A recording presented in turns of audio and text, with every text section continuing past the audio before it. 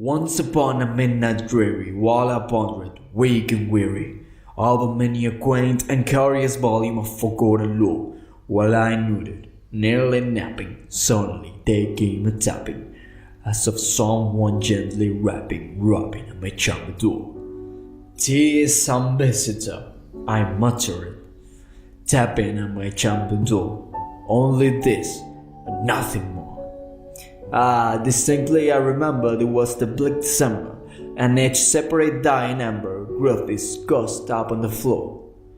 Eagerly I wished the morrow, vainly I had soft to borrow from my book source of sorrow, sorrow for the lost Lenore, for the great and writing mighty, whom the angels name Lenore, nameless here forevermore. And the silken, sad, uncertain rustling of each purple coating thrilled me afar with its fantastic terrors never felt before, so that now, to still the beating of my heart, I stood repeating, "'Tis some visit on entreating entrance at my chamber door, some late visit on entreating entrance at my chamber door. This is it, and nothing more." Presently my soul grew stronger, hesitating then no longer. "Sir," said I, "oh madam, truly your forgiveness I implore. But the fuck I was snapping, and so gently you came rapping, and so faintly you came tapping at my chamber door, that I scarce was sure I heard you. Here I opened wide the door, darkness there, and nothing more. Deep into that darkness peering, long I stood there wondering, fearing, doubting, dreaming dreams no more till I ever dared to dream before. The silence was unbroken, and the stillness gave no token, and the only word that had spoken was the whispered word, "Lenore." This I whispered, and an echo murmured back the word, "Lenore." Merely this, nothing more.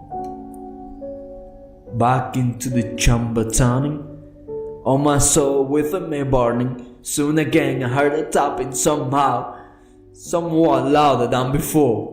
"Surely," said I, "surely there is something on my window lattice. Let me see then what thread is it, and this mystery explore. Let my heart be still moving, and this mystery explore. 'Tis the wind, and nothing more." Open here I flung the shutter, when, with many a flirt and flutter, in there stepped the steadily raving the saintly days of yore. Not the least of patience made he, not a minute stop or stayed he, but with mine, O Lord and Lady, perched above my chamber door, perched upon a bust of Pallas just above my chamber door, perched and sat, and nothing more. Then this ebony bird, beguiling my sad fancy into smiling by the grave and stirred the cornering of the continent, said, "What? Thought the grass be shorn and shaven, though?" I said, "I'd sure not grabbing, ghastly grim and ancient raving, wandering from the nightly shore. Tell me what the lordly name is on the night's Plutonian shore," quoth the raven. "Nevermore." Much I marveled this ungainly fool to hear discourse so plainly, thought its answer little meaning, little relevancy bore. For we cannot help agreeing that no living human being ever yet was blessed with seeing beer above his chamber door, bear the best upon this sculpture bust above his chamber door, with such name as Nevermore. But the raven, sitting lonely on the placid bust, spoke only that one word, and if he sowed in that one word he did outpour. Nothing further than he uttered, not a further than he fluttered, till I scarcely more than muttered, "All the friends have flown before. On the morrow he will leave me, as my hopes have flown before." Then the bird said, "Nevermore." Startled as the stillness broken by a reply so aptly spoken, "Doubtless," said I, "what it utter its only stock and store, called from some unhappy master, whom unmerciful disaster followed fast and followed faster, till his sounds on burden bore, till the dirges of his hope that melancholy burden bore, of never, nevermore." But the raven still beguiling on my fancy into smiling, Straight I will a cushioned seat in front of bird and post and door. Then, upon the velvet singing, I betook myself to Lincoln fancy unto fancy thinking what it is ominous bird of yore, what this grim, ungainly, ghastly, gaunt, and ominous bird of yore, mad and croaking, nevermore.